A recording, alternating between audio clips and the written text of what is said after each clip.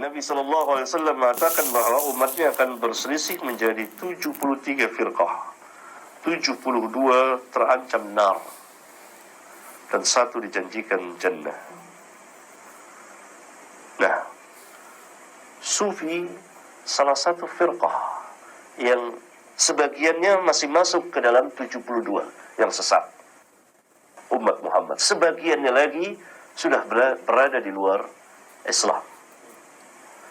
Karena ajaran tasawuf muncul karena dua kelompok, dua golongan.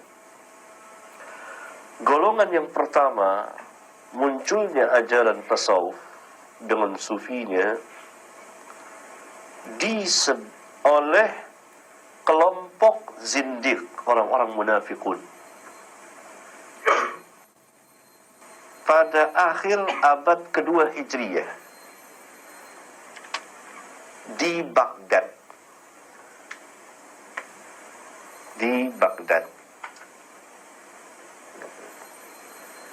Ini kelompok pertama. Karena itu Al-Imam Asy-Syafi'i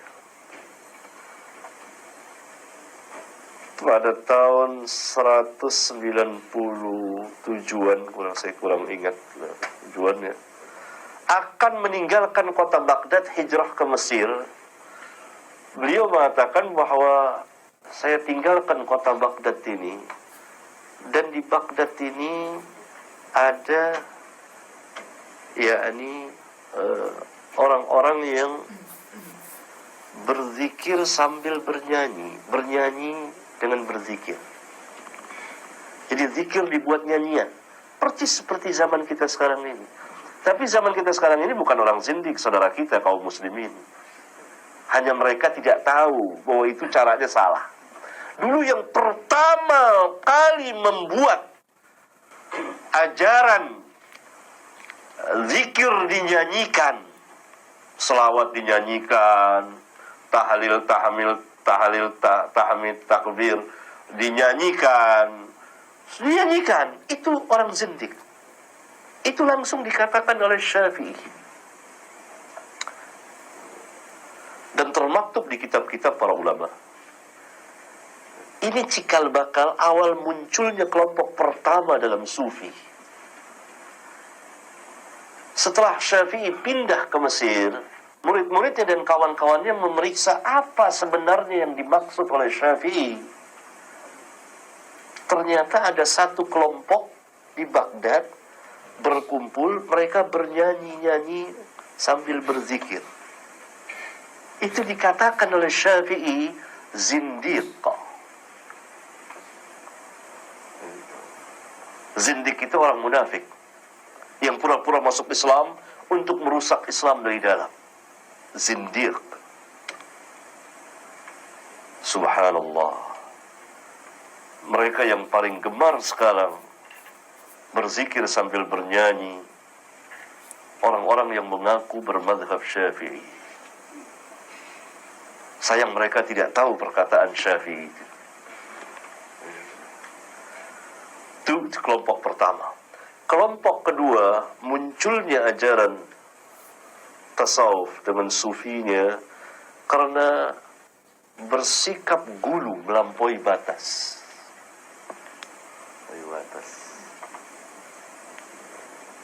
Umumnya dari ahli ibadah.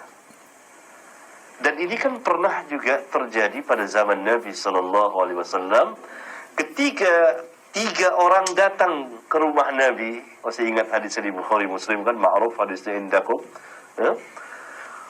Yang menanyakan tentang ibadah Rasulullah SAW. Setelah diberitahukan, mereka menganggap sedikit karena Rasulullah sudah diampunkan dosanya yang lalu dan yang terkemudian. Salah seorang mengatakan bahwa dia tidak akan mau mendekati wanita selama-lama, tidak mau menikah. Salah seorang mengatakan bahwa dia akan puasa terus, tidak pernah mau berbuka. Salah seorang lagi mengatakan bahwa dia akan qiyamul lail terus, gak tidur. Nah ini kemudian dibersihkan oleh Rasulullah SAW, diajarkan bahwa ini salah. Saya yang paling takut dan paling takwa kepada Allah di antara kamu. Tapi saya menikahi beberapa wanita, saya saum, kemudian saya berbuka, kemudian saya juga sholat dan tidur. Nah ini melampaui batas. Muncul kelompok kedua itu melampaui batas dalam beribadah kepada Allah. Mereka harus mempunyai cara dalam beribadah kepada Allah di luar cara sunnah. Ini kan kesesatan. Siapa yang membuat satu cara atau mengambil satu cara dalam beribadah di luar dari sunnah Rasulullah SAW, maka itu merupakan kesesatan. Nah, itulah yang mereka katakan tariq, at-tariq, jalan. Tarekat, orang kita panggil di sini tarekat. Cara tersendiri yang mereka buat untuk beribadah kepada Allah, ini al-ghulu, melampaui batas. Nah, kemudian mereka membuat berbagai macam cara. Dapat kita lihat di kitab-kitab tasawuf. Aneh-aneh. Dan semuanya penuh dengan kejahilan.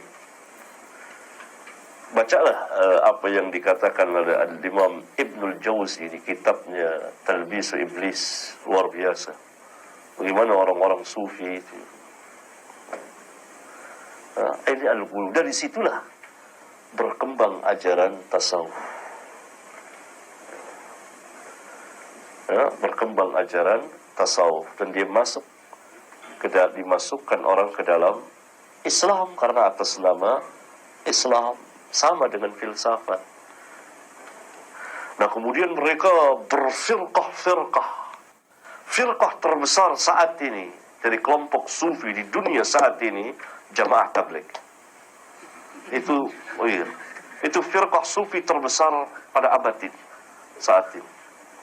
Itu salah satu tarekat sufiyah. Karena dia dibaiat oleh beberapa tarekat. Tidak semua pengikutnya dibaiat, hanya tokoh-tokohnya saja. Karena Muhammad Ilyas, pendiri Jamaah Tabligh, itu seorang sufi 100%. Penganut sufi. Karena itu salah satu ajaran sufi itu kan menghasilkan ilmu dari mimpi-mimpi. Tafsir Qur'annya kuntum khaira ummatin ukhrijat linnas didapat dari mimpi. Khurud, keluar. Padahal ayat itu menjelaskan tentang manhaj para sahabat. Karena di situ kuntum khaira ummatin, umat di situ adalah yang pertama para sahabat, kemudian orang-orang yang mengikuti para sahabat ridwanullah alaihim jami'an. Karena ayat kuntum khaira ummatin ukhrijat linnas sama dengan hadis Rasulullah SAW, khairun nas qarni, khairukum qarni, khairu ummati qarni. Jadi yang mendapat bagian besar dari ayat itu para sahabat. Yang lain masuk ke dalam ayat itu mengikuti para sahabat.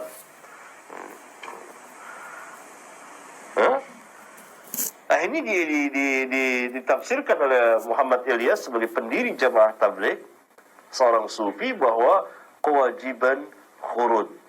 Dan dia mengatakan dalam mimpinya bahwa saya diperintah seperti diperintahnya para nabi dan rasul.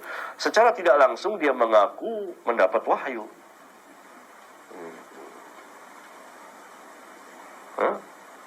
Nah, ini salah satu kelompok tasawuf sufi terbesar di dunia saat ini. Karena ajaran khurudnya itu. Sehingga mereka hampir di seluruh belahan bumi ada. Bahkan ini mencapai ranking pertama firqah sesat terbesar di dunia dalam Islam. Tadinya Ikhwanul Muslimin menempati ranking pertama, kemudian sekarang berganti Jama'atut Tabligh.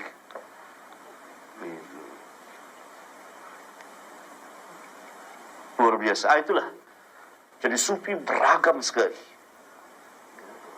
Dan mereka mempunyai cara tersendiri di luar sunnah Nabi yang mulia sallallahu alaihi wasallam. Dan ini merupakan kesesatan. Kita tidak boleh mengambil satu tata cara dalam mendekatkan diri kepada Allah di luar dari sunnah Nabi SAW. Tidak boleh. Sesat. Saya ambil contoh. Apa boleh kita sujud sembarangan kepada Allah kapan waktu saja? Boleh atau tidak? Nggak boleh. Sekarang rame-rame nih, dalam rangka kita mendekatkan diri kepada Allah, kita sujud rame-rame, sujud. Perbuatan kita tuh baik atau sesat? Sesat.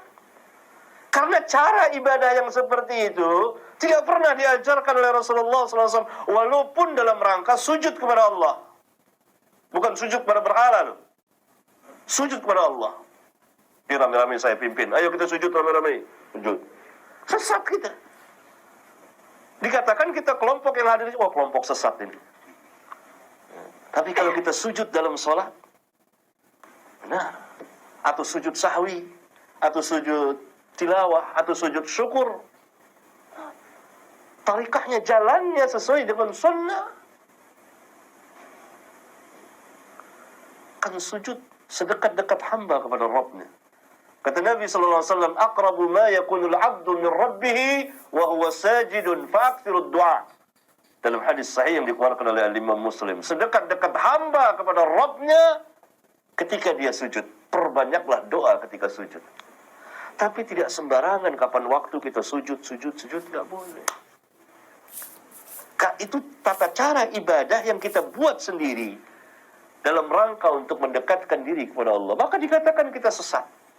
Tidak boleh kita membuat atau mengambil cara yang di luar cara yang telah ditentukan Rasulullah Sallallahu Alaihi Wasallam. Itu kaum sufi membuat cara tersendiri. Dan memang hampir seluruh ahli bid'ah dan sesat membuat cara tersendiri. Tetapi kaum sufi ini mempunyai tarekat kan yang banyak, ratusan. Di Indonesia saja ratusan. Nggak tahu di Malaysia berapa, Ustaz?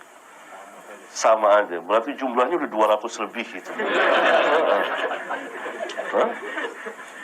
Luar biasa.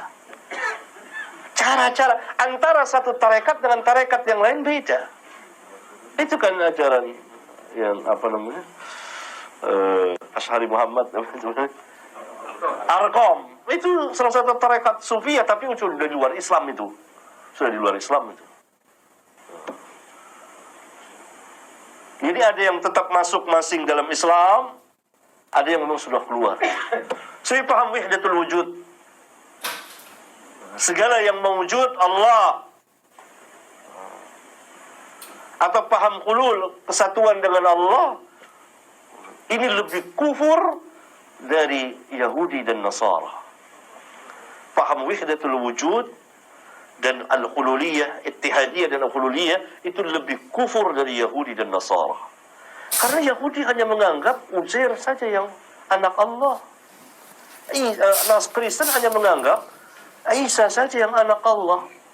Paham wahdatul wujud, segala yang mewujud Allah. Mana lebih kufur? Ini lebih kufur atas nama Islam. Orang Kristen hanya meyakini bahwa zat Allah hanya masuk menyatu kepada Isa saja, tidak pada yang lain. Paham al-hululiyah mengatakan bahwa zat Allah masuk ke seluruh, ke kita, ke mana, ke semua. Ini lebih kufur, akfar, lebih kufur dari Yahudi dan Nasara. Tapi atas nama Islam.